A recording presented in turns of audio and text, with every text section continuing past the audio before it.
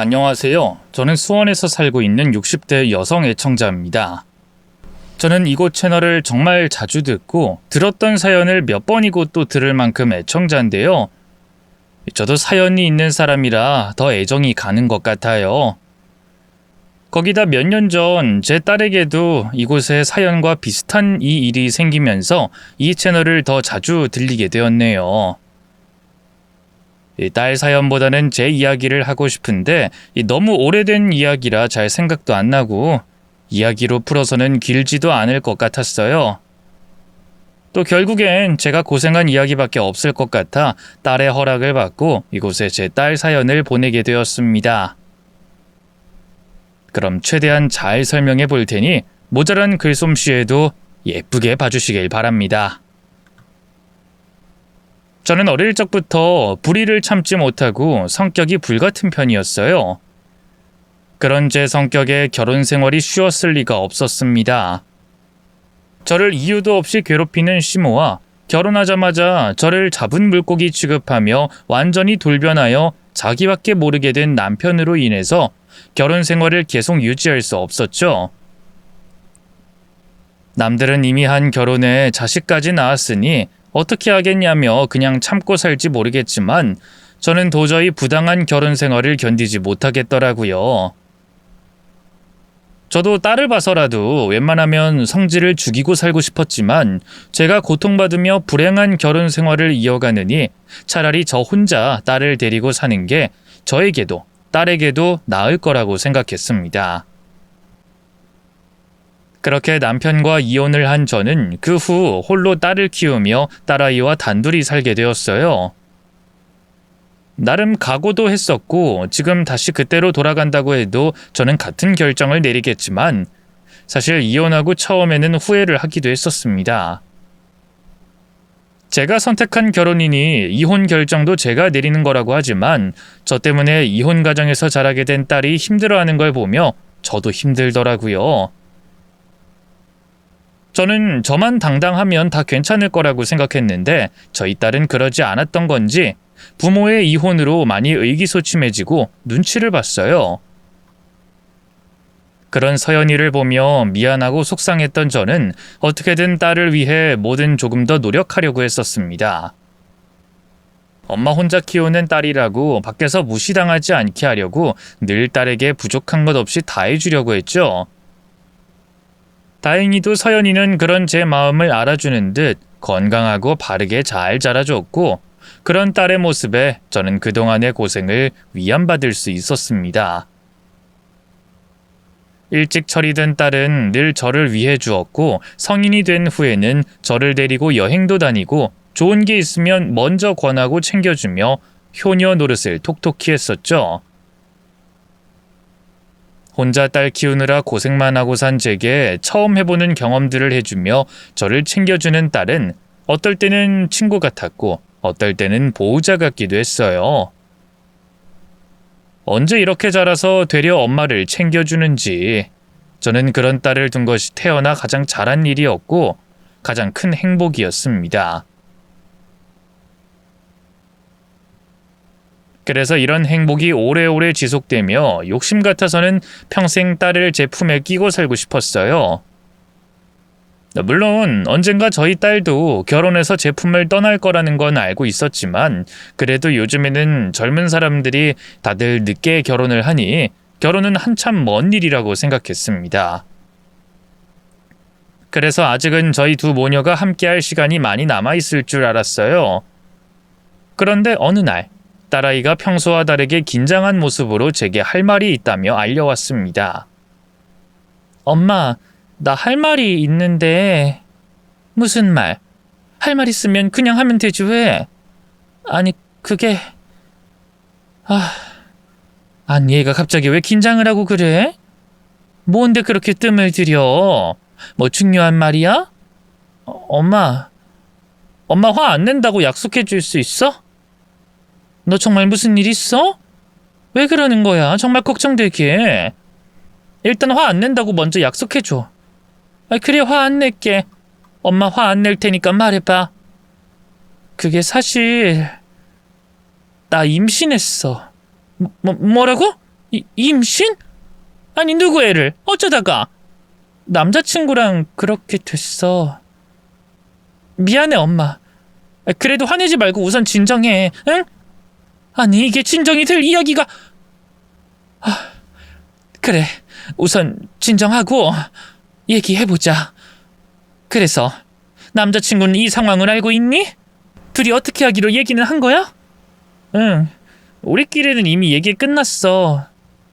남자친구가 당연히 책임진다고 했고 결혼하겠다고 했어. 솔직히 우리가 어린 나이도 아니니까. 다행히도 두 사람이 성인이고 남자가 책임지겠다는 말에 안심되긴 했지만 그래도 제 딸이 혼전 임신을 했다니 마음이 복잡할 수밖에 없었습니다. 하지만 그렇다고 해서 제가 어쩔 수 있는 상황도 아니었고 그 후 저는 딸아이의 남자친구를 먼저 만나 이야기를 듣게 되었어요. 그래, 둘이서는 결혼하기로 얘기 끝났다니까 그건 그렇다 치고 부모님은 어떻게 생각하시나? 어머님께서는 허락하신 건가? 네, 그건 걱정하지 않으셔도 됩니다. 저희 어머니께서도 어머님처럼 많이 놀라셨지만 다행히 상황을 이해해 주셨어요. 아무래도 제 책임이 크다 보니 저를 많이 탓하셨고 서연이나 어머님께 굉장히 죄송스러워하고 계세요. 그래서 상황이 상황인지라 빨리 상견례를 했으면 하십니다. 서연이를 생각해서라도 결혼식을 빨리 올려야 하지 않겠냐고 하시네요. 다행히 그쪽에서도 놀라긴 하셨지만 상황을 해결하려 하시는 듯 보였습니다. 그래서 급히 상견례를 하게 되었는데 분명 사위와 따로 만났을 때는 딸 가진 저희 집 입장을 이해하고 배려하는 듯 한다더니 막상 상견례 자리에서는 사돈의 말이 다르더라고요. 마치 이 상황이 저희 딸이 잘못해서 벌어진 일인 것처럼 임신한 제 딸을 탓하는 겁니다. 아유, 어쩌다 내가 환갑잔치도 하기 전에 자식 결혼식부터 하게 생겼네요. 요즘 애들은 다 늦게 결혼한다고 그러더니 얘들은 뭐가 그리 급해서 이랬는지 모르겠어요. 아하하, 그러게 말입니다. 저도 저희 딸을 이렇게 빨리 시집 보내게 될 줄은 몰랐거든요. 그러세요? 그렇게 생각하셨으면 평소에 딸 좀 잘 챙기시지. 아휴, 아무리 세상이 바뀌었다 그래도 여자아이가 결혼도 하기 전에 그러면 되나요? 조신하게 다녔어야지. 한창 돈 벌어서 자기들 힘으로 결혼해도 모자랄 판에 갑자기 이게 무슨 일인지 모르겠습니다. 사돈 될 사람이 제 딸이 조신하지 못해서 사고를 쳤다는 식으로 말하는 소리에 저는 너무 화가 났습니다. 내 딸 혼자 좋아서 그런 것도 아니고 설령 잘못을 따지려면 쌍방으로 따져야지 왜 착한 제 딸을 걸고 넘어지는지 맘 같아서는 똑같이 욕해주고 면전에 대고 따져먹고 싶더라고요. 하지만 저는 참을 수밖에 없었습니다. 내 결혼도 아니고 딸의 결혼을 제가 회방 놓을 수는 없는 일이었으니까요. 그렇게 벌써부터 시비를 거는 사돈의 모습에 도통 마음이 놓이지 않았던 저는 혹시라도 제 딸이 시집살이를 당하지 않도록 하기 위해 미리 사위를 잡고 신신당부를 해뒀고 다행히 믿음직한 사위의 모습에 저는 딸을 시집 보낼 수 있었습니다. 그래도 자식 이기는 부모 없다고 남편이 잘하고 제 딸이 잘하면 사돈도 제 딸에게 잘할 거라고 생각했거든요. 그런데 사돈은 제 마음을 아는지 모르는지 애들이 결혼하고 첫 명절에 저 보란듯이 기싸움을 걸더라고요. 명절 다음 날이 되도록 사위와 딸이 시댁에 붙잡혀 저희 집에 오지 않는 겁니다. 요즘이 어떤 세상인데 며느리를 집에도 못 가게 붙잡고 있는지 저는 사돈이 일부러 그런다고 생각할 수밖에 없었어요. 가뜩이나 혼전 임신으로 눈치 보고 있었을 딸인데 그런 딸을 붙잡고 어떤 일이 있었는지 안 봐도 삼천리였죠. 하지만 이번에도 저는 또 참아야 했습니다.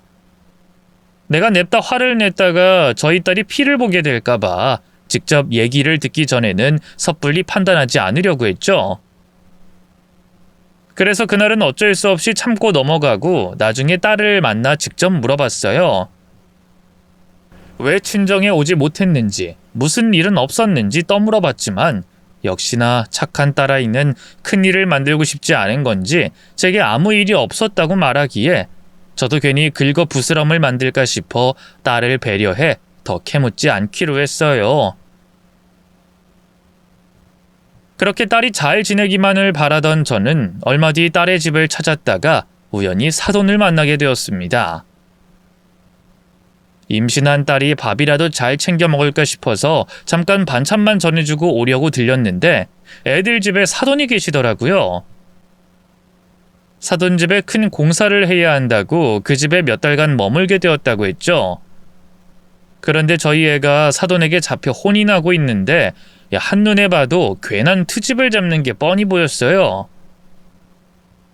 정말 잘못한 게 있으면 몰라도 혼날 만한 일도 아닌데 애를 쥐잡듯 잡는 모습에 저도 더 이상 참을 수는 없었습니다. 하지만 그 와중에도 딸의 체면을 생각해서 제 생각대로 화내지는 못하고 겨우겨우 참으며 작은 참견을 하게 되었죠.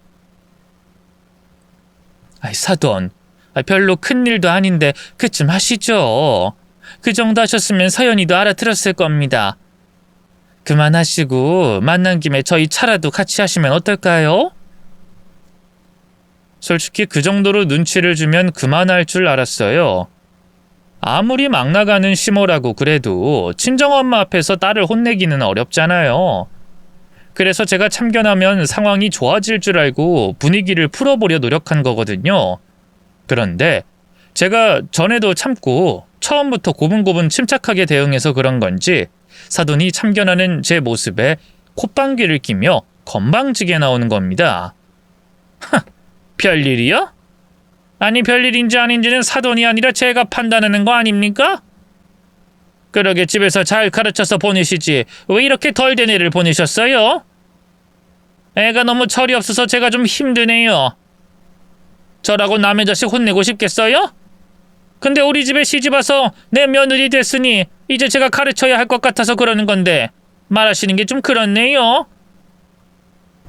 누가 보면 제가 별것도 아닌 걸로 혼내는 줄 알겠어요. 그리고 좋게 말해서 알아들어 먹어야 저도 좋게 나오죠. 잘못한 애를 탓하셔야지 지금 저 혼자 나쁜 사람 만드시는 거예요? 상견례 때 저희 딸 탓을 했던 것처럼 이번에도 제 딸 탓을 하는 모습에 저는 뚜껑이 열렸습니다. 이 사람을 무시해도 정도가 있지 얼토당토하는 모습에 너무 화가 난 나머지 저는 결국 제 성질을 드러내고 말았죠. 사돈, 지금 뭐라고 하셨습니까? 그럼 지금 사돈 행동은 옳은 거라고 생각하세요? 제 딸이 무슨 잘못을 그리 했다고 그렇게 하세요? 저도 제 사위 다 마음에 드는 거 아닙니다. 혼낼 거 없어서 혼 안 냈던 거 아니에요. 그래도 남의 귀한 자식이니 최대한 존중해주고 이해하려고 노력하는데 사돈은 정말 해도 해도 너무하신 거 아닙니까? 하물며 제 앞에서까지 별것도 아닌 걸로 제 딸을 혼내는 게 당연하다고 생각하세요? 그럼 어디 나와도 사위 불러다가 호되게 혼내볼까요? 아니 왜 사람 말과 행동을 마음대로 판단하고 그러세요? 잘못을 했으니까 한 거지. 그러게 딸 교육 잘 시키라고 했지 않습니까? 그게 그렇게 화가 나세요? 시어머니가 며느리 혼내는 게?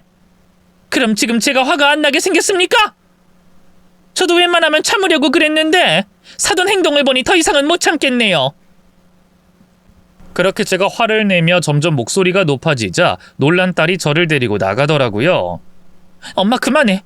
잘 참다가 갑자기 왜 그래 정말. 엄마도 그동안 많이 참았어. 딸 시집 보내놓고 하루도 마음 편한 날이 없었는데 내가 이런 꼴까지 참아야겠니? 그동안 억눌렀던 게 터져나왔는지 제가 끌려나가면서까지 뭐라 하니 결국 딸이 제게 화를 내고 제가 딸과 말다툼을 하게 되었습니다. 엄마가 그러면 나만 더 힘들어진다고. 그래서 넌 저런 걸 언제까지 참으려고 그러는 거야? 너 뻔히 시집살이 당하는 걸 보고도 참으라는 거니? 앞으로 같이 몇 달을 지낸다며 그럼 지내는 내내 그렇게 당하고 살 거야? 그게 습관이 되면 평생 그렇게 당할 거고 그건 내가 결정할 문제인 거지. 그리고 난 참고 있었고 그걸 봤으면 엄마도 좀 참지 그랬어. 어머니 잠깐 와 계시는 거고 금방 끝날 일이라 그냥 참고 있는 건데 그냥 참고 넘어가면 별거 아닐 일을 왜 크게 만들어? 괜히 엄마가 나서서 나만 곤란해졌잖아. 앞으로 나더러 어머님 얼굴 어떻게 보라고 그래 정말. 엄마가 예전에 그랬다고 내 결혼 생활까지 엄마 마음대로 하려고 해? 그제서야 진정하게 된 저는 딸의 말을 듣고 후회를 하고 말았습니다. 전 남편과 이혼하고 남다른 가정의 형태로 인해 많이 힘들어하는 서연이를 보며 가슴앓이를 많이 했던 저였습니다. 그런데 괜히 제가 나서서 한 번 더 서연이를 힘들게 할 수는 없었어요. 거기다 서연이가 저와 같은 길을 가지 않길 누구보다 바라는 게 저이기도 했죠. 저 때문에 서연이가 난감한 상황에 빠지게 할 수 없었고, 저 때문에 혹여 이혼의 불씨가 되는 일은 있을 수가 없다고 생각했어요. 그래서 서연이에게 미안하단 말을 전한 뒤 사돈에게도 사과하고 자리를 떠났습니다. 그리고 마음속으로 다짐했어요. 앞으로 서연이 일에 섣불리 나서지 않기로요. 또 연락도 없이 딸의 집에 방문하지 않기로 했습니다. 사돈이 딸의 집을 떠난다고 해도 혹시 모를 상황을 미연에 방지하기 위해서 말이죠. 다짐을 한 이후에는 계속 떠오르는 딸에 대한 잡념을 지우기 위해 제 일과 생활에 집중했어요. 하지만 부모의 마음은 어쩔 수 없는지 딸이 걱정되었고 하루에도 몇 번이고 딸에게 전화를 걸어볼 생각을 했죠. 그런데 한번 그런 일이 있고 나니 더 조심스러워질 수밖에 없었고 또 그날의 일로 딸이 화가 많이 났는지 이전에 자주는 아니지만 일주일에 한 번 또는 2번 연락이 오던 것도 끊겨 눈치가 보이더라고요. 그래서 딸이 화가 풀리고 먼저 연락이 올 때까지 기다리기로 했습니다. 기다리다 보니 어느새 시간은 2달이 가까이 지나고 있었고요. 그쯤 되니 딸이 제게 연락하지 못할 큰일이 생겼나 싶어서 걱정이 앞섰죠. 딸에게 연락을 할까 말까 계속 고민하던 저는 아직 딸의 기분이나 의사를 모르니 먼저 연락하는 건 무리다 싶어 멀리서 딸이 괜찮은지 보고만 오기로 했어요. 딸의 집을 찾아가 먼 발치 너머에서 확인만 하고 돌아오기로 한 거죠. 그렇게 딸의 집으로 가던 도중 예보에도 없던 폭우가 쏟아지기 시작했습니다. 딸의 집으로 가는 거리보다 집으로 돌아가는 거리가 더 가까운 상황이었고 억수같이 내리는 폭우로 인해 딸의 모습을 볼 수 있긴커녕 집안을 들여다보기도 힘들 것 같아 발걸음을 돌리는 게 나아 보였죠. 분명 다음을 기약하고 돌아가는 게 나았는데 딸의 얼굴을 오랜만에 볼 수 있겠다는 며칠간의 기대감 때문이었는지 가던 발걸음을 돌리지 못했어요. 기어이 폭우를 헤치며 딸의 집 앞까지 도착하게 되었죠. 당연히 딸을 볼 수 있을 거란 생각은 하지 않았습니다. 운 좋게 딸을 볼 수 있다고 해도 억수같이 쏟아지는 비와 우산에 가려져 흐릿할 거라고 생각했죠. 그런데 그렇게라도 볼 수 있다면 다행이라고 생각했어요. 아프지 않고 건강한 모습만 볼 수 있다면 좋겠다는 생각으로 있었죠. 그런 생각으로 딸의 집 멀리서 기웃거리던 저는 딸이 보고 싶은 마음에 조금 더 가까이 접근해 담벼락 안쪽을 기웃거리기 시작했습니다. 그러다 제가 잘못 본 거라고 착각하게 만든 광경을 목격하게 되었어요. 그 억수같이 쏟아지는 장대비 아래에서 딸이 빨래를 하고 있는 겁니다. 그것도 저 어릴 때나 했던 빨래판과 빨래방망이를 이용해 손빨래를 말이죠. 세탁기 없는 집을 찾아볼 수 없는 요즘 시대에 저도 어릴 때나 봤던 빨래판과 빨래방망이를 가지고 손빨래 한다는 건 말도 안 되는 일이라고 생각해서 제가 잘못 본 거라고 생각했어요. 비는 억수같이 쏟아져서 바로 앞도 잘 안 보이고 제가 딸을 보고 싶어하는 마음이 워낙 크니 착각했다고 생각했습니다. 그래서 눈을 비비고 비볐는데 그래도 딸이 마당에 쪼그려 앉아 손빨래를 하고 있더라고요. 그 장대비 속에서 말이죠. 제가 딸을 잘못 본 게 아니라는 걸 확인하고 나서는 그 상황이 대충 짐작이 되었습니다. 세상에 어느 누가 폭우가 내리는데 밖에서 손빨래를 하겠어요. 그러는 건 누가 시켜서 하는 거겠고 그 말도 안 되는 짓을 시킨 사람은 딸이 거역할 수 없는 사람이겠죠. 바로 딸에게는 시어머니, 제겐 사돈 되는 사람 말입니다. 그래서 사돈이 딸아이 시집살이를 시킨다고 한 짓이라는 걸 바로 눈치챌 수 있었어요. 그때부터 눈이 돌기 시작했던 저는 딸의 집 대문이 부서지라 두들겼고 이내 철문 중 작은 문이 떨어져 나가듯 부서지며 바닥에 나가 떨어졌습니다. 그 소리에 빨래를 하고 있던 딸아이가 자리에서 일어나 놀라고 있었고 저는 딸에게 다가가 도대체 뭐하고 있는 거냐고 물었죠. 너 지금 뭐하고 있는 거야? 비가 이렇게 내리는데 왜 밖에서 빨래하고 있어? 누가 시켰어? 너 보고 누가 이 짓 하라고 시켰냐고? 네 시어머니가 시켰어? 그 여자가 너 보고 이 장대비 속에서 빨래를 하래? 엄마 여기는 왜 왔어? 내가 연락도 없이 오지 말라고 했잖아. 그리고 시키긴 누가 시켜? 집에 수도 문제가 있어서 이러는 거야. 당장 급하게 할 빨래가 있어서. 엄마가 상상하는 그런 상황 아니니까 걱정하지 말고 돌아가. 엄마야말로 비가 이렇게 오는데 여기까지 왜 왔어? 내가 나중에 연락할 테니까 오늘은 가. 어서 가라고. 너 엄마를 바보로 생각하니? 급하게 할 빨래? 요즘 세상이 어느 때인데 급한 빨래가 있다고 빗속에서 빨래방망이 가지고 빨래를 해? 너희 동네 코인 세탁소는 죄다 망했니? 세탁소도 없어? 이건 네 시어머니 그 여자가 시킨 거잖아. 그 여자가 너한테 빨래판 빨래방망이 던져주고 이 폭우 속에 빨래하라고 한 거잖아. 엄마 제발.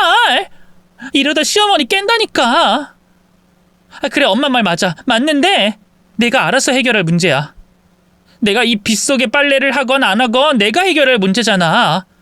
그러니까 엄마는 못 본 척 넘어가줘. 응? 일 더 이상 키우지 말고. 엄마 빨리 가. 지금 시어머니가 잠들기도 했고 빗소리 때문에 못 들은 것 같은데 엄마가 더 난리 피우면 깰 거라니까. 시어머니가 알면 나 정말 큰일 나. 그러니까 제발 이쯤 하고 돌아가라고. 딸아이는 일이 걷잡을 수 없게 커지게 될까봐 걱정하고 있었습니다. 그런데 저는 이미 눈이 돌아간 뒤였어요. 딸이 폭우 속에서 손빨래하는 모습을 보며 저와 그 일이 있고 연락하지 않았던 약 2달간 이와 비슷한 시집살이가 얼마나 더 있었을지 상상이 되었기 때문에 도저히 참을 수가 없었던 거죠. 딸이 뭐라고 하건 더 이상 그런 시집살이를 살게 놔둘 수 없었습니다. 아니, 딸이 그런 시집살이를 살면서까지 산다고 해도 우선 지금은 폭우 속에서 빨래를 하게 놔둘 수가 없었어요. 딸을 집으로 데려가려고 했죠. 그러다 저를 집으로 보내려는 딸과 작은 실랑이가 있었습니다. 거기서 시간이 지체되며 결국 밖에서 나는 소란에 사돈 그 여자가 밖으로 나왔고요. 그런데 저는 그 여자를 보고 눈이 더 돌 수밖에 없었어요. 사돈 그 여자가 저를 보고도 아무렇지 않아 했거든요. 마치 무슨 문제가 있냐는 듯 말이죠. 어머, 밖에서 누가 싸우는 줄 알았더니 사돈이셨어요? 그런데 오셨으면 안으로 들어오시지 왜 밖에서 우산도 버린 채 그러고 계세요? 아무리 오랜만에 만난 따님이 반갑다고 해도 비가 이렇게 쏟아지는데 여기서 이렇게... 아, 우리 며느리 도와주고 계시는가 보다. 맞죠? 우리 며느리가 빨래하는 거 도와주시는 거. 그쪽이 내 딸에게 빨래 시킨 거 맞죠? 그리고 이 집에 수도 문제 없는 거 맞죠? 그쵸? 어머, 사돈 왜 이렇게 또 사납게 나오세요? 내가 저번에 있었던 일도 있고 좋게 맞이하는데 왜 이렇게 나오시지? 내가 저번에 참고만 있었다고 또 참을 줄 아시나? 그리고 빨래가 뭐요? 빨래하는 게 무슨 문제라도 있어요? 빨랫감이 있으면 빨래하는 게 당연한 거 아닌가요? 설마 내가 따님 빨래 시켰다고 이러는 거예요? 그럼 시어머니가 빨래할까요? 며느리가 있는데. 서연아, 너 너희 어머니께 뭐라고 했니? 뭐라고 했길래 사돈이 내게 이렇게 나와? 그리고 수도는 무슨 얘기야? 너 수도 안 나와서 손빨래 한다고 거짓말했어? 왜 그런 거짓말을 하고 있어? 시어머니가 며느리한테 빨래 시킨 게 뭐 잘못된 일이라고. 거기다 그 빨래들 전부 너희들 건데. 아니 이 여자가 정말. 세탁기가 없는 것도 아닌데 누가 손빨래를 시켜요? 그것도 비가 이렇게 내리는데. 난 비가 이렇게 오는 줄 몰랐어요. 애 빨래도 있으니까 세탁기보단 손빨래가 더 깨끗할 것 같아서 시켰고. 그리고 내가 억지로 시킨 것도 아는데 빨래하고 마는 건 서연이가 판단할 일이죠. 비가 이렇게 와도 자기 판단엔 할만하다 싶어서 빨래하고 있던 거겠고. 그런데 사돈은 왜 이렇게 나오실까요? 마치 내가 일부러 서연이 시집살이 시킨다는 것처럼. 정말 이 여자가 보자 하니까. 엄마, 알겠어요. 가요. 갈 테니까 여기서 이러지 마요. 네? 시침이 이를 때는 그 여자의 뻔뻔한 모습에 결국 뚜껑이 열렸던 제가 달려들려고 하니 딸이 제 두 손을 잡곤 간절한 눈빛으로 가지 않겠다던 집으로 간다고 했어요. 그 간절한 목소리와 눈빛에 나갔던 이성이 조금 돌아왔던 저는 그만 딸아이를 난감하게 만들고자 사돈 그 여자를 손봐주려던 걸 그만뒀습니다. 딸아이는 집으로 들어가 손녀를 데리고 왔고 저는 아직 화를 다 삭히지 못해 씩씩거리며 그 집을 떠났죠. 그때까지 사돈 그 여자는 자기가 승리자인 것처럼 입가에 미소를 띠고 있었어요. 그렇게 딸과 손녀와 함께 차에 올라탄 뒤 아직도 진정되지 않은 흥분을 가라앉힌 뒤에야 집으로 향했죠. 처음엔 아무 말도 않고 집까지 가려고 했어요. 그 자리에서 제가 말을 꺼내면 딸과 말다툼이라도 할까 싶어서 말이죠. 그런데 옷을 갈아입고도 물기를 닦긴 닦았지만 아직 딸 몸 곳곳에 남아있는 물기를 보니 속이 터져 말이 나올 수밖에 없었습니다. 속상한 마음에 딸을 탓하는 듯한 말을 하고야 말았죠. 너 도대체 왜 그렇게 당하고 있는 거야? 도대체 네가 뭐가 모자라서 무슨 잘못을 했다고 그 여자한테 당하고만 있어? 지금 시대가 어느 때인데? 네가 나 때야? 네 친구들도 저 정도 일을 심심치 않게 당한대? 그거 아니잖아. 그런데 왜 당하고만 있어? 너 그러다 아프면 아영이 누가 돌본다고? 아무리 눈치가 보이고 어렵다고 해도 네 몸에 무리가 안 가는 선에서 시집살이를 당해야 할 거 아니야? 그런데 이 장대비 속에 손빨래 시킨다고 하는 애가 어딨어? 나도 이렇게 비가 올 줄 몰랐어. 그리고 결국엔 엄마가 원하는 대로 그만하고 이렇게 집에 가고 있잖아. 그러니까 그만해. 뭘 그만해? 네가 걱정하게 하지 않게 해야 내가 그만하지. 너 저번에도 네가 그만하라고 해서 그만했더니 결국 그 결과가 뭐야? 폭우 속에 손빨래하고 있는 너 아니야? 이런데 내가 어떻게 가만히 있어? 너 지금까지 그 여자한테 뭘 얼마나 당했어? 그리고 김서방은 네가 그 고생하는데 아무 말도 안 하고 가만히 있어? 엄마, 제발 그만 좀 해. 그만하고 그냥 집에 가자. 엄마 원하는 대로 집에 가잖아. 앞으로 내가 이런 일 없도록 잘할게. 내가 이런 모습을 봤는데 그 말이 믿어지겠어? 너 도대체 왜 그 여자한테 당하고 있어? 엄마 네가 왜 그런 대접받으면서 참고 있는지 모르겠어. 참고 살면 어떻게 될지 뻔하잖아. 그래서 엄마도 참지 않고 너 데리고 나온 거잖아. 그런데 너는 왜 당하고만 있어? 엄마 당한 것도 보내가. 그럼 나보고 어떻게 하라고? 우리 아영이도 나처럼 외롭고 힘들게 자라게 해? 시대가 흘렀다고 나 살던 때랑 아영이 때랑 이혼 가정에 대한 시선이 바뀐 줄 알아? 엄마 이혼하고 나도 얼마나 힘든 줄 아냐고. 그래서 못했어. 내가 심호말 거역하고 싸우고 문제 생기면 나도 엄마처럼 이혼하게 될까봐. 그래서 오늘 엄마가 본 것 말고도 심호한테 괴롭힘을 당해도 가만히 있었다고. 근데 왜 엄마가 끼어들어서 아영이 미래를 불안하게 만들어? 내가 잘 참고 있는데. 뭐? 너 그 여자한테 무슨 일 얼마나 당한 거야? 얼마나 당했는데? 얼마나 당하긴. 오늘 당한 일 매일 당해. 매일 당한다고. 근데 나 그런 일 당해도 그냥 당하고 있을래. 아영이 나처럼 자라게 하고 싶지 않아. 그러니까 엄마 그냥 모른 척하고 넘어가줘. 응? 딸의 말을 듣고 많이 놀랐습니다. 시집살이를 어느 정도 당하고 있을 거라는 건 그날 본 모습으로 예상하고 있었지만 매일매일 당한다고 했으니까요. 그런데 그것보다 절 놀라게 했던 건 처음 알게 된 딸아이의 속마음이었어요.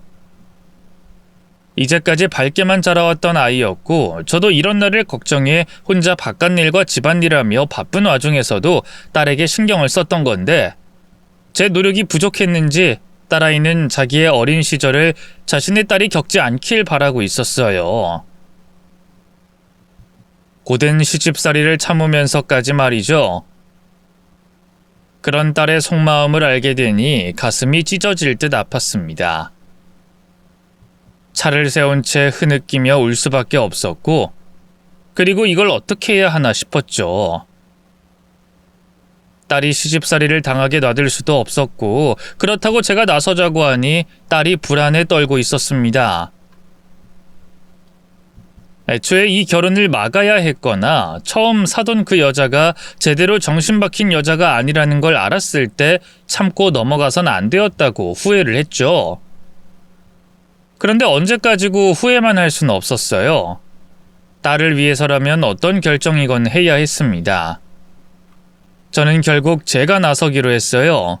그게 딸아이를 위해서라도 또 손녀 아영이를 위해서라도 더 나은 선택이라고 생각했죠. 마음속으로 결정을 내린 저는 딸에게 제 뜻을 전했어요. 엄마는 그때 이혼할 수밖에 없었어. 내 편이 아무도 없었거든.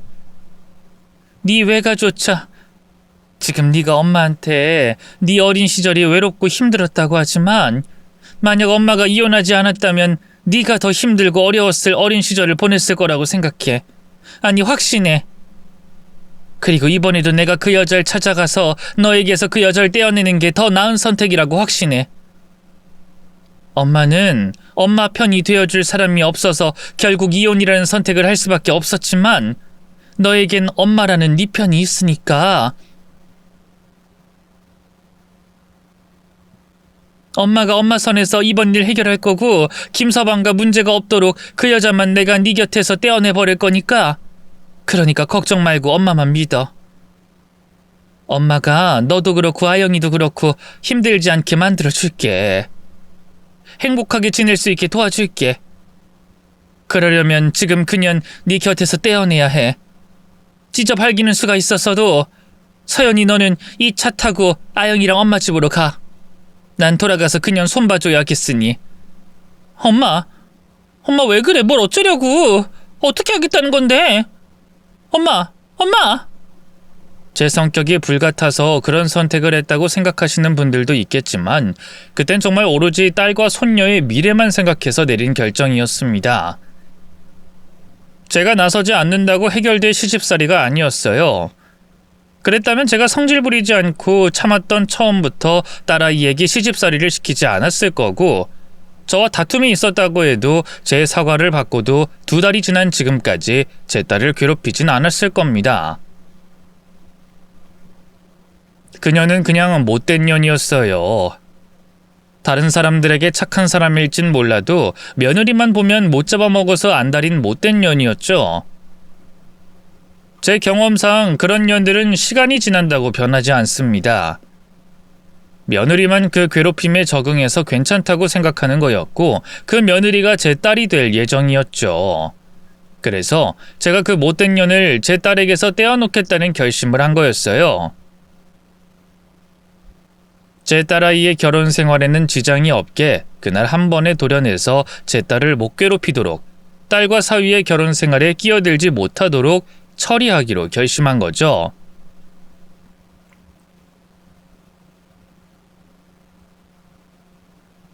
저는 딸에게 제 뜻을 전하고 그대로 차 밖으로 나와 택시를 잡았습니다.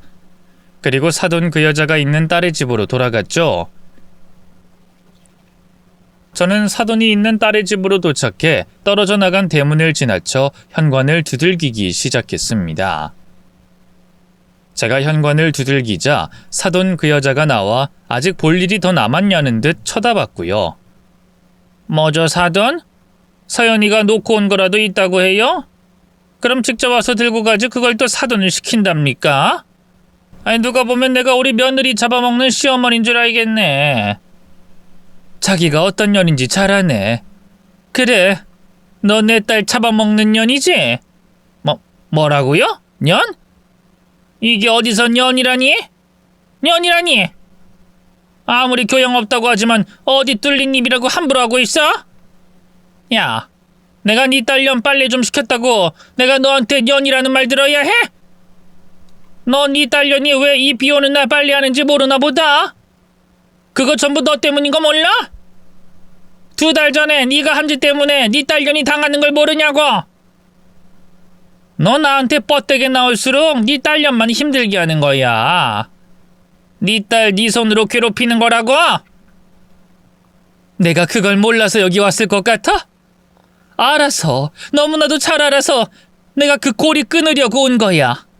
너 잡고 끊으려고. 너 오늘 내 손에 못 벗어날 줄 알아. 내 앞에서 내 딸 괴롭히지 않겠다고, 네 자식 결혼 생활에 요만큼도 개입하지 않겠다고 말이 나와야 내가 놔줄 거라고. 날 잡아? 그래서 뭘 어떻게 하겠다고? 네가 뭘 어떻게 할... 짝! 제 말에 화가 나서 말을 이어가던 그 여잔 짝소리와 함께하던 말을 멈췄어요. 그리고 믿기지 않는다는 표정을 지으며 자기 볼을 만지기 시작했습니다. 점점 붉게 달아오르고 있는 볼을 말이죠.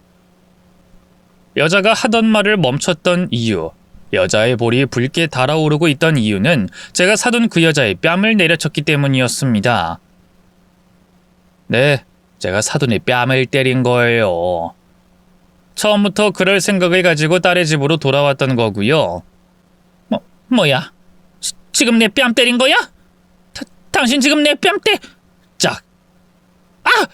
이게 2대나? 네가 맞았다는 것도 내가 알려줘야 하니? 그럼 알려줄게. 너 지금부터 내가 원하는 대답 나올 때까지 뺨 맞을 거야. 그러니까 뺨 맞고 붕어처럼 붙기 싫으면 지금 대답해. 내 딸 안 괴롭히겠다고, 애들 놔두겠다고. 이런 미쳐... 짝! 아! 네가 덜 맞았지? 아니, 아직 얼마나 맞게 될지 감이 안 오지? 그래, 그러면 우선 실컷 맞고 내 말 따를지 덮어틀지 생각해보자. 너 뺨 똑바로 대. 어설프게 피하다가 맞으면 너 눈이고 귀고 어디 하나 나간다?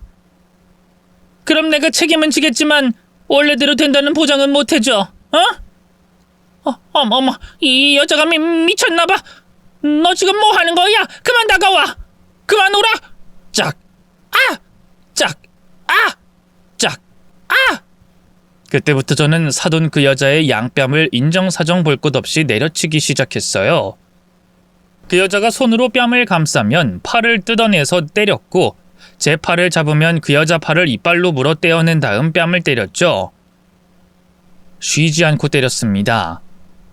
사돈 그 여자 뺨을 때리는 제 팔도 아파왔고 손도 부어왔지만 아픔을 참고 때렸어요. 그렇게 이번 기회에 아주 본때를 보여줘야 다시는 내 딸 괴롭힐 생각을 꿈도 꾸지 못할 수 있겠고, 오늘 일만 생각해도 무서워서 오금이 저릴 수 있게 기억을 남길 수 있었으니까요.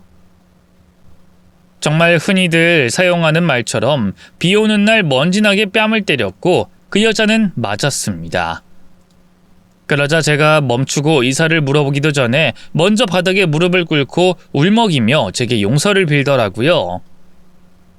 대신 뺨 맞은 곳이 아프긴 아픈지, 아니면 제가 그때도 뺨을 때릴까 겁이 났는지 두 손은 싹싹 비는 게 아니라 양뺨을 감싸고 있었어요. 마치 꽃받침을 하듯이 말이죠. 잘못했어요. 제가 다시는 안 할게요. 제발 그만하세요. 뭘 그만해? 똑바로 얘기를 해야 내가 그만하지. 너 아까 내 앞에서 까불던 것처럼, 우리 딸 괴롭힐 때처럼 똑똑히 한자 한자 머릿속으로 잘 생각하고 말해. 내 딸 앞으로 괴롭힐 거야? 안 괴롭힐 거야? 여기서 더 맞고 안 괴롭힐 거야? 이제 그만 괴롭힐 거야? 안 괴롭힐게요. 제가 서연이 앞으로... 장모님. 장모님께서는 여기 어떻게... 엄마? 엄마 왜 무릎 꿇고 울고 있어? 볼은 또 왜 그래? 무슨 일이야? 왜 이러는데? 원규야, 엄마 좀 살려줘. 이 여자가 글쎄 엄마를 때렸어. 다짜고짜 찾아와서 내 뺨을 이렇게 만들었다고, 전현이. 내가 너 오기까지 얼마나... 엄마, 정신 차려. 엄마! 장모님, 이게 무슨 말입니까? 정말 장모님께서 저희 어머니 이 지경으로 만드신 겁니까? 그게 맞아요? 나도 이러고 싶지 않았네. 근데 자네 어머니가 서연이한테 뭐요? 뭐 겨우 시집살이 시킨 거요? 그것 때문에 저희 어머니 때리신 거요? 바닥에 무릎 꿇게 만들고? 장모님 제정신이세요? 어느 누가 딸 시집살이 좀 시켰다고 사돈 뺨을 때리고 무릎 꿇고 사죄하게 만듭니까? 이건 가족일이 아니라 범죄죠, 범죄! 그래, 내가 잘못됐다는 건 나도 아네. 근데 자네 어머니는 잘했어? 그리고 자네도 하는 말이 이상한데 겨우 시집살이? 자네 눈엔 내 딸이 당하는 게 겨우 시집살이로 보여? 그리고 내 딸 남편이라는 자네 입에서 그게 나올 소리야? 저 여자가 잘못했다고 앞으로는 이런 일 없게 하겠다고 말 나왔으면 진작에 이런 일까지 나오지 않았어. 그런데 자네도 자네 어머니처럼 이 집안에서 벌어진 일이 문제가 없다고 생각하는 건가? 문제가 아예 없다고 볼 수는 없겠지만 그렇다고 이게 저희 어머니를 이렇게까지 만들 상황입니까? 집안마다 작고 크게 시집살이는 다 있는 거고 그걸 제 3자인 장모님께서 끼어드실 일은 아니죠. 장모님이 이러시는 게 서연이 더 힘들게 만드시는 거예요. 그리고 저도 이번 일 그냥은 못 넘어... 짝! 장모님 지금 뭐 하십니까? 짝! 장모님! 너 이 새끼 너도 네 엄마랑 똑같은 놈이었구나. 너 내 딸 당하는 거 다 알면서도 지켜보고만 있었던 거야? 두 사람 사이 중재할 생각도 없이 네 아내 되는 사람이 당하는 걸 보고만 있었어? 장모님 그만하십시오. 아무리 장모님이라고 지금까지 저희 어머니께 제게 한 짓에서 더 벗어나시면 더는 못 참습니다. 뭐? 못 참아? 그래 참지 마. 내가 네 엄마면 너 이 새끼 또 때릴 거니까 참지 말라고. 자, 어떻게 할 건데? 네 엄마처럼 나 똑같이 만들래? 그래 때려봐. 때리고 서로 경찰 부르자. 내가 잘못한 거 처벌받고 네가 처벌한 거 처벌받고 네 엄마가 내 딸에게 한 짓도 죄다 들춰내서 잘못한 일에 대한 처벌받자고. 처벌받아. 너 이 새끼 내 딸 행복하게 해주겠다는 그 말 믿고 결혼 허락했더니 이렇게 사람 뒤통수를 쳐? 내 딸이 당하는데 그걸 지켜보고만 있어? 겨우 시집살이라고 말하고? 너 이제 내 사위 아니야. 너 내 딸과 이혼시킬 거야. 무슨 일이 있어도 이혼시킬 거라고. 이혼이 대수야? 나도 이혼하고 내 딸 잘만 키웠어. 우리 딸도 분명히 아영이 잘 키울 수 있을 거고 내가 옆에서 두 아이 행복할 수 있게 도와줄 거야. 그리고 내 딸은 세상이 아직도 안 변했다고 하는데 아니, 변했어. 이제 이혼이 나 때처럼 큰 흠이 되는 것도 아니고 내 딸 혼자서 살아도 너 같은 놈과 사는 것보단 더 잘 살 거고 지금 당장 재혼하더라도 너 같은 새끼보다 더 나은 남자 만나고 너희 엄마 같은 년과는 비교도 안 될 좋은 시엄마 만날 수 있는 애야. 그래서 내가 우리 딸을 위해서 너희 이혼시킬 거야. 너희 끝낼 거라고. 차 안에서 딸아이의 이야기를 듣고 어떻게든 이혼까지는 가지 않게 만들려고 했지만 사위가 예정보다 더 일찍 집으로 들어오는 바람에 저와 사돈 그 여자 사이에 있던 일을 목격하게 되었고 결국엔 일이 커지게 되었어요. 딸과 사위가 이혼 얘기까지 불거질 수 있을 만큼 말이죠. 그런데 사위놈이 하는 이야기를 들어보면 딸이 어떻게 생각하든 이혼하는 게 더 나을 거라고 생각했습니다. 그놈 역시 자기 엄마처럼 몹쓸 놈이었고 고쳐서 쓸 놈이 아니었어요.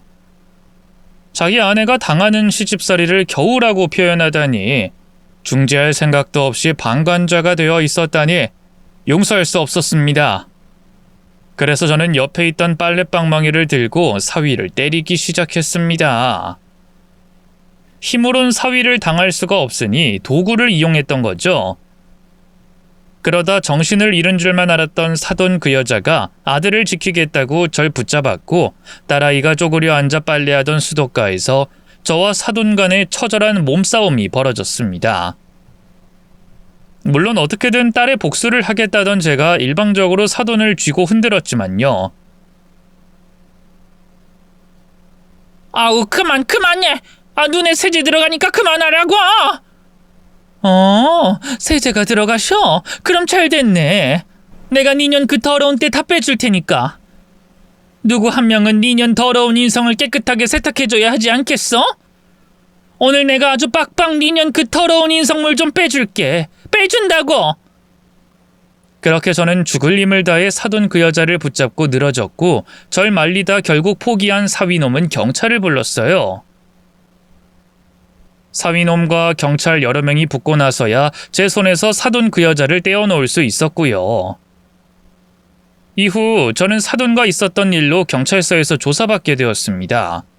그러다 저를 말리려고 집으로 돌아오고 있던 딸이 소식을 듣고 경찰서로 찾아오게 되었고요. 제가 한 행동에 대해서는 조금도 후회가 없었지만 이번에도 딸 앞에서는 죄인이 될 수밖에 없었죠.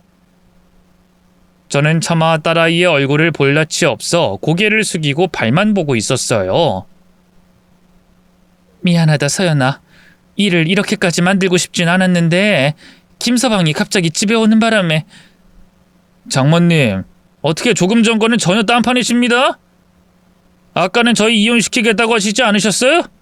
그런데 갑자기 또 왜 이렇게 약한 모습이세요? 네? 뭐라고 말씀 좀 해보세요.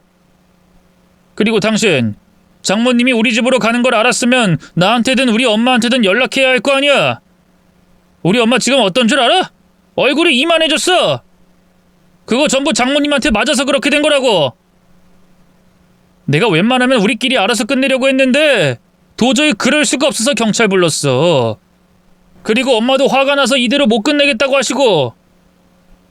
그래서 장모님 처벌 받으실 수도 있어. 어쩔 수 없다는 거 당신도 이해해. 그래, 그래야지. 근데 우리 엄마 처벌 받으면 나도 가만히 있진 않을 거야. 뭐? 그게 무슨 말이야? 가만히 있진 않겠다니? 당신 어머니가 나한테 한 짓 그것도 처벌받을 수 있나 확인해 봐야지. 확인하고 처벌할 수 있으면 해야지. 뭐? 당신 지금 뭐 하자는 거야? 지금 감정 내세울 일이야? 끝까지 가보자는 거야? 나 감정적이지 않은데? 이제야 좀 이성적으로 된 것 같아. 그래서 일 똑바로 정리하려고. 당신과도 이혼하고. 뭐? 이혼? 야, 한서영! 그렇게 부르지 마. 내가 네 아랫사람이야? 나 오늘 있었던 일, 그리고 내게 지금까지 있었던 일 생각해봤거든? 근데 내가 너무 지레 겁을 먹고 진작에 내려야 했던 선택을 못했던 것 같아. 당신과 이혼하는 거. 당신 엄마한테 당하는 날 보고만 있는 게 남편으로 살 일이야? 도와주지 못할 망정 위로도 안 해주는 건 뭐고? 당신 엄마를 떠나서 당신한테 내가 안정적이라는 느낌을, 함께하는 동반자라는 느낌을 받을 수가 없어. 거기다 당신 아영이 잘 돌보지 않는 걸 보면 좋은 아빠가 아닐 거라는 생각도 들고. 뭐 모든 건 법원에서 판단해 주겠지. 그래서 우선은 나 당신과 이혼 소송 신청하려고. 그러니까 그렇게 알고 있고, 만약 우리 엄마 처벌하겠다고 하면 나도 똑같이 당신 엄마 신고할 거니까 생각 잘해. 다른 사람들이 보면 볼만하겠다. 양쪽 부모님들이 처벌받는 게 흔한 모습은 아니니까. 그럼 생각해보고 어떻게 할지 말해. 난 엄마랑 좀 있고 싶거든. 그러니까 당신은 당신 엄마한테 가. 딸에게 당연히 원망 섞인 말을 들을 줄 알았는데 오히려 딸은 저를 보호해 주려고 했습니다. 거기다 고된 시집살이를 참아가며 이혼이 될 불씨를 애초에 끄고자 했던 모습과 다르게 사위놈에게 먼저 이혼하겠다고 말했어요. 저로서는 오늘 몇 시간 만에 변한 딸의 모습이 놀랍기만 했죠. 엄마 미안. 내가 내 일은 알아서 해결해야 했는데 괜히 엄마가 나서서 고생만 하게 만들고 내가 잘못했어요. 사연아, 너 괜찮은 거니? 엄마는 괜찮은데. 너 이혼 정말 괜찮겠어? 괜찮아요. 엄마가 오늘 시모랑 깔끔하게 해결했다고 해도 나 이혼한다고 했을 거예요. 엄마가 차에서 나가고 나 혼자서 생각 많이 했거든요. 그리고 어렸을 때 외롭고 힘들었다고 한 말 죄송해요. 엄마가 한 말이 다 맞아요. 엄마가 그때 이혼하지 않고 있었다면 내가 더 힘들었을 거란 말이 맞아요. 나 나이만 먹었지 생각은 아직도 한참 어린애였나 봐요. 그때 힘들어도 엄마가 더 힘들었고 외로워도 엄마가 더 외로웠을 텐데. 그때 엄마의 선택과 희생으로 내가 그나마 덜 외롭고 힘든 어린 시절을 보냈을 텐데. 그 생각하면서 많이 부족하겠지만 나도 엄마처럼 할 수 있을 거라는 생각을 했고, 또 언제까지 내 편인 엄마가 있다고 하니까 용기를 낼 수 있었어요. 이혼 될지 안 될지 아직 잘 모르지만 앞으로 엄마 걱정 끼치지 않고 열심히 잘 살아볼게요. 고맙고 미안해요, 엄마. 아니야, 미안하긴. 네가 왜 미안해? 엄마가 너 어렸을 때 더 신경 써주지 못해서 미안해. 엄마가 더 잘해줘야 했는데. 그리고 네 말대로 결과가 어떻게 되든 앞으로 엄마가 너랑 아영이에게 더 신경 쓸게. 우리 아영이는 우리 서연이가 느꼈던 감정들 느끼지 않고 잘할 수 있게 엄마가 노력할게. 그리고 우리 서연이가 섭섭했던 감정들 다 날려버릴 수 있게 엄마가 앞으로 잘할게. 엄마야말로 우리 서연이에게 미안하고 고마워. 딸의 말에 눈물을 흘릴 수밖에 없었고 저와 딸은 서로를 부둥켜 안고 한참을 울었습니다.